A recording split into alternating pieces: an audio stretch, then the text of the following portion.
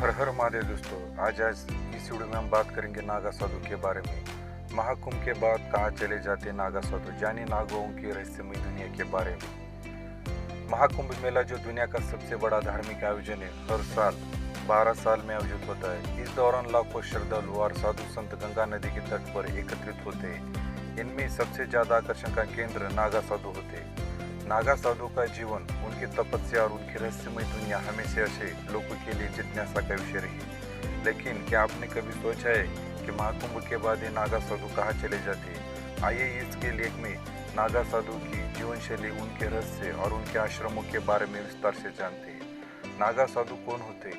नागा साधु हिंदू धर्म के सन्यासी परंपरा का एक हिस्सा है। आदि शंकराचार्य द्वारा स्थापित 10 नामी संप्रदाय में महामंडलेश्वर और नागा पद होते हैं।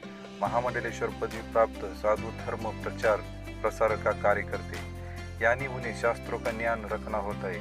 नागा पदवी प्राप्त साधुओं को धर्म की रक्षार्थ कार्य करना होता है। नागा साधुओं का अस्त्र शस्त्र की शिक्षा दी जाती है। नागा साधु दिगंबर और वस्त्रधारी दोनों ही होते हैं। दोनों ही नागा साधु अपने शरीर पर भस्म लगाते हैं, जो शिव जी के प्रतीक माना जाता है। 7 आंकड़े ही बनाते हैं नागा साधु। संत के 13 आंकड़ों में 7 सन्यासी आंकड़े ही नागा साधु बन जाते हैं। ये है जुनना, महानिर्वनी, निरंजनी, अटल, अग्नि, अनंत और आह्वान आंकड़ा। नागा साधु की उत्पत्ति कैसी है? माना जाता है कि नागा नाथ और नागा परंपरा गुरु दत्तात्रेय की परंपरा की शाखा है। नवनाथ की परंपरा को सिद्धों की बहुत ही महत्वपूर्ण परंपरा माना जाती है।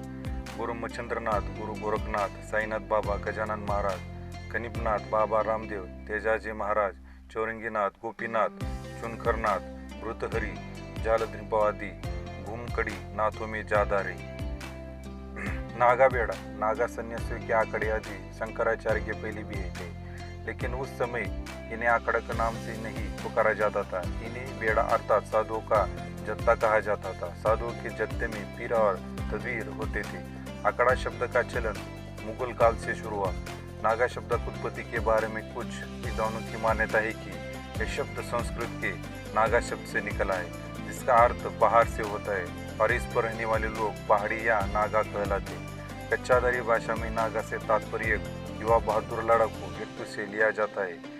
सिकंदर महान के साथ आए युनानियों के अनेक दिगंबर साधुओं के दर्शन हुए थे। बुद्ध और महावीर भी इन्हीं साधुओं के 2 प्रधान संघों के अधिनायक थे। जैन धर्म में से दिगंबर साधु होते हैं और हिंदू में से जो नागा सन्यासी है, वो दोनों ही एक परंपरा से निकले हुए हैं। 4 नागा उपाधियां कौन सी है? 4 जगहों पर उन्हें वाली कुंभ ने नागा साधु बनने पर उन्हें अलग अलग नाम दिए जाते। इलाहाबाद के कुंभ की उपाधि पाने वाले को नागा, उज्जैन में कुनी नागा, हरिद्वार में बर्फनी नागा तथा नासिक में उपाधि पाने वाले को खिचड़िया नागा कहा जाता है। इससे यह पता चल जाता है कि उसे किस कुंभ में नागा बना गया है। नागाओं के 4 आध्यात्मिक पद, कुटीचक, बहुतक, हंस और सबसे बड़ा परमहंस। नागों में परमहंस सर्वश्रेष्ठ माना जाता है। नागों में शस्त्रधारी नागा आंकड़ों के रूप में संगठित है। इसके अलावा नागों में अघोड़ी, अवभूत, महंत, काफलिक, शमशानी आदि भी होते। आंकड़े के पद, नागा में दीक्षा लेने के बाद साधुओं को उनकी वीरता के आधार पर पद भी दिया जाते। कोतवाल पुजारी, बड़ा कोतवाल, भंडारी कोटारी, बड़ा कोटारी, महंत और सचिव उनके पद होते। सबसे बड़ा और महत्वपूर्ण पद सचिव का होता है। नागा का श्रृंगार, नागा 16 नहीं 17 श्रृंगार करते।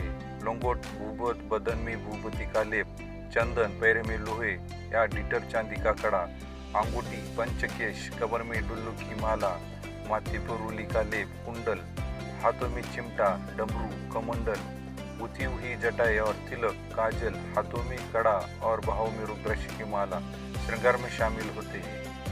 नागा साधु की जीवन शैली, नागा साधु सुबह 4 बजे बिस्तर छोड़ने के बाद नित्य क्रिया व स्नान के बाद पहला काम श्रृंगार करते। इसके बाद हवन, ध्यान, त्रिजोली, प्राणायाम, कपाल क्रिया, नौली क्रिया करते। पूरे दिन में एक बार शाम को भोजन करने के बाद ये फिर से बिस्तर पर चले जाते।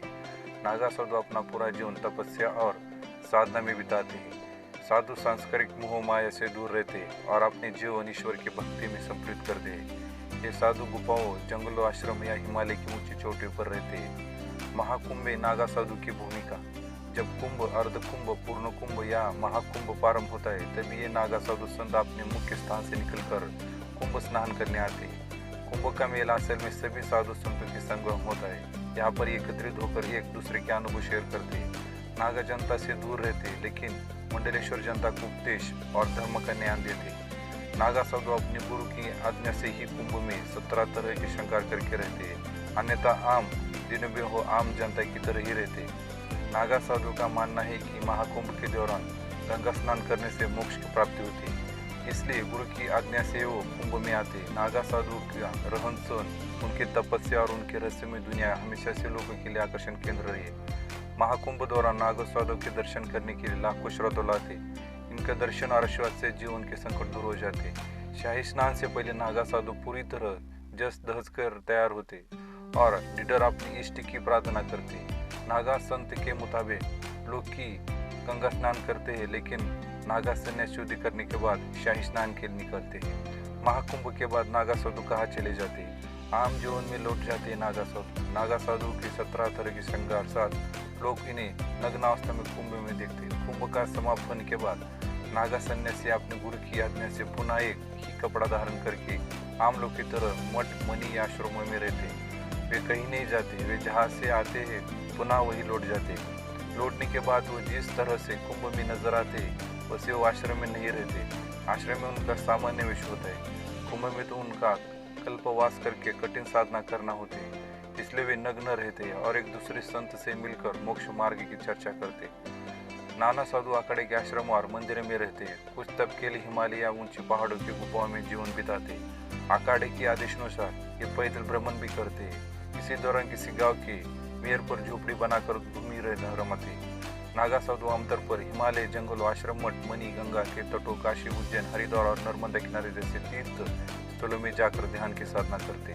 हिमालय की गुफा। महाकुंभ के बाद कई नागा साधु हिमालय की गुफा में चले जाते क्योंकि उनका स्थान वही होता है। ये गुफाएं उनकी तपस्या और साधना का स्थान होता है। हिमालय की ऊंची चोटियों पर स्थित ये गुफाएं नागा साधु के लिए एकांत और शांति का स्थान होते हैं। आश्रम और मठ।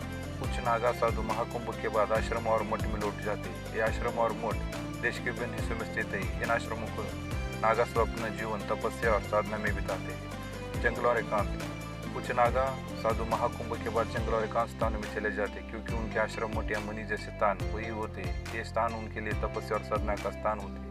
नागा साधु इन स्थानों पर अपनी तप और साधना करते हुए सामान्य जीवन व्यतीत करते। नागा वस्तु। त्रिशूल, डमरू, रुद्राक्ष, तलवार, शंख, कुंडल, कुमंडल, कीड़ा, चिमटा, कमरबंद या कुफिन, चिलम, ध्वनि के अलावा भूभूत आदि। नागा अभिवादन मंत्र। ओम नमो नारायण। नागा को ईश्वर। शिव के भक्त नागा साधु शिव के अलावा किसी को भी नहीं मानते। नागा का कार्य गुरु की सेवा, आश्रम का कार्य प्रार्थना, तपस्या और योग क्रिया करना। निष्कर्ष, नागा साधु हिंदू धर्म की सन्यासी परंपरा एक महत्वपूर्ण से। महाकुंभ के दौरान नागा साधु का आकर्षण और उनके रहस्यमय दुनिया हमेशा से लोगों की जिज्ञासा का विषय है। महाकुंभ के बाद नागा साधु हिमालय की गुफा, आश्रमों और जंगलों में चले जाते, जहाँ वे अपना जीवन तपस्या और साधु बिताते। नागा साधु का जीवन बहुत ही कठिन और तपस्या से भरा होता है और यही रहस्यमय दुनिया का आकर्षण है। यही इस वीडियो में आज की खास जो बात थी नागा साधु का रहस्य के बारे में।